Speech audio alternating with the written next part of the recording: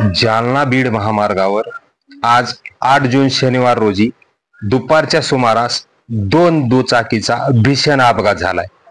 या अपघातात 2 जण जागीच ठार झाल्याची माहिती मिळत आहे।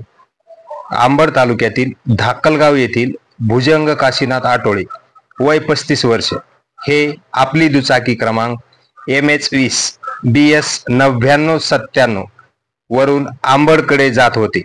मात्र समोरून दुसरा दुचाकीस्वार जालना येथून धाकलगावकडे जात असताना दोन्ही दुचाकीची समोरासमोर धडक झाली।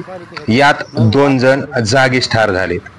दुसरा दुचाकीस्वार मयत जालना येथील असून तो दुचाकी क्रमांक MH21 B 5349 वरून धाकलगावकडे जात असताना धाकलगाव जवळच ही घटना घडली आहे। जालना येथील तरुणाला जालना येथेच हलवण्यात आल्याचे कळाले।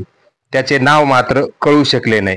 तर धाकलगाव येथील भुजंग आटोळे याला अंबड येथील उपजिल्हा रुग्णालयामध्ये शवविच्छेदनासाठी दाखल केले होते।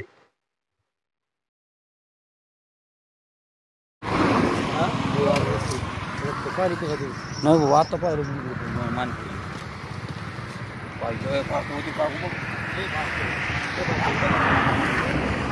पाहिजे